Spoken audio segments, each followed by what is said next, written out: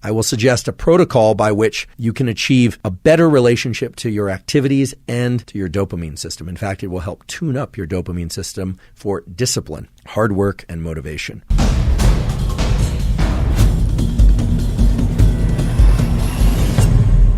Hard work is hard. Generally, most people don't like working hard. Some people do, but most people work hard in order to achieve some end goal. End goals are terrific and rewards are terrific, whether or not they are monetary, social, or any kind. However, because of the way that dopamine relates to our perception of time, working hard at something for sake of a reward that comes afterward can make the hard work much more challenging and make us much less likely to lean into hard work in the future. Let me give you a couple examples by way of data and experiments. There's a classic experiment done actually at Stanford many years ago in which children in nursery school and kindergarten drew pictures. And they drew pictures because they like to draw. The researchers took kids that like to draw and they started giving them a reward for drawing. The reward generally was a gold star or something that a young child would find rewarding. Then they stopped giving them the gold star, and what they found is the children had a much lower tendency to draw on their own. No reward. Now, remember, this was an activity that prior to receiving a reward, the children intrinsically enjoyed and selected to do. No one was telling them to draw. What this relates to is so-called intrinsic versus extrinsic reinforcement. When we receive rewards, even if we give ourselves rewards for something, we tend to associate less pleasure with the actual activity itself that evoked the reward. Now, that might seem counterintuitive, but that's just the way that these dopaminergic circuits work. And now understanding these peaks and baselines in dopamine, this should make sense. If you get a peak in dopamine from a reward, it's going to lower your baseline, and the cognitive interpretation is that you didn't really do the activity because you enjoyed the activity, you did it for the reward.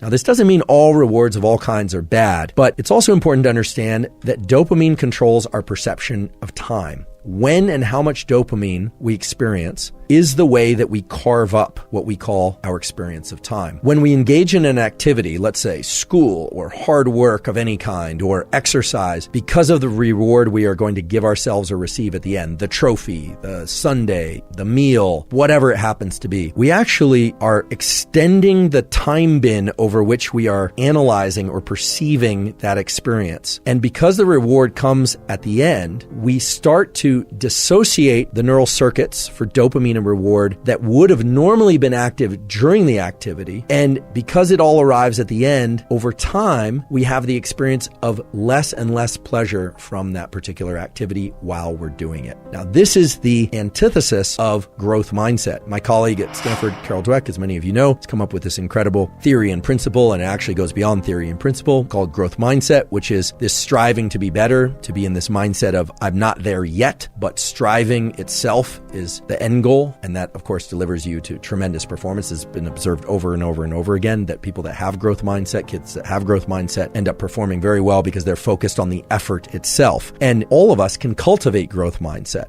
The neural mechanism of cultivating growth mindset involves learning to access the rewards from effort and doing. And that's hard to do because you have to engage this prefrontal component of the mesolimbic circuit. You have to tell yourself, okay, this effort is great. This effort is pleasurable, even though you might actually be in a state of physical pain from the exercise. Or I can recall this from college, just feeling like I wanted to get up from my desk, but forcing myself to study, forcing myself.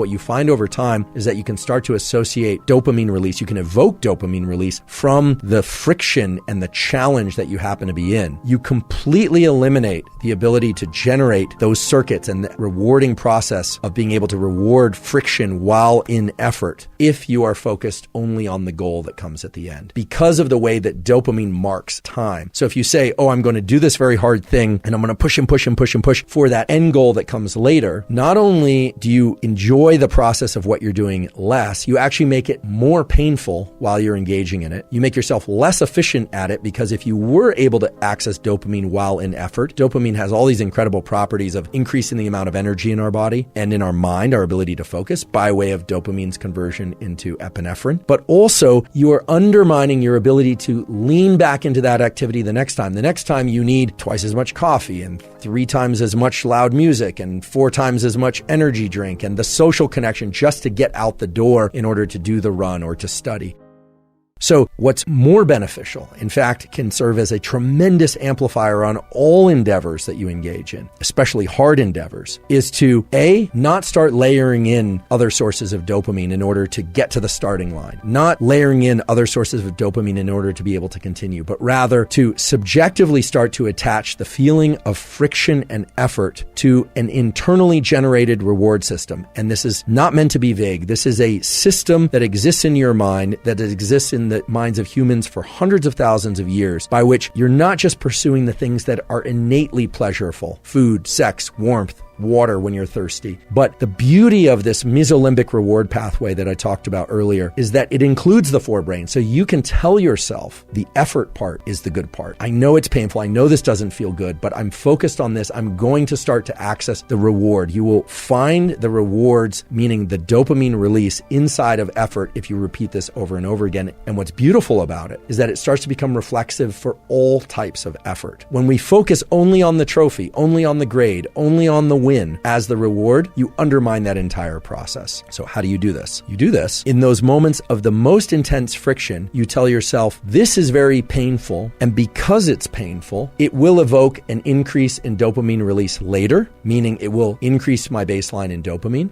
But you also have to tell yourself that in that moment, you are doing it by choice and you're doing it because you love it. And I know that sounds like lying to yourself, and in some ways it is lying to yourself, but it's lying to yourself in the context of a truth, which is that you want it to feel better. You want it to feel even pleasurable. Now, this is very far and away different from thinking about the reward that comes at the end, the hot fudge sundae for after you cross the finish line. And you can replace hot fudge sundae with whatever reward happens to be appealing to you. We revere people who are capable of doing what I'm describing. David Goggins comes to mind as a really good example. Many of you are probably familiar with David Goggins, former Navy SEAL, who essentially has made a post-military career out of explaining and sharing his process of turning the effort into the reward. Yeah!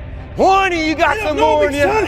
You're gonna do it. You're gonna do it. You're gonna do it. You did it. Yeah!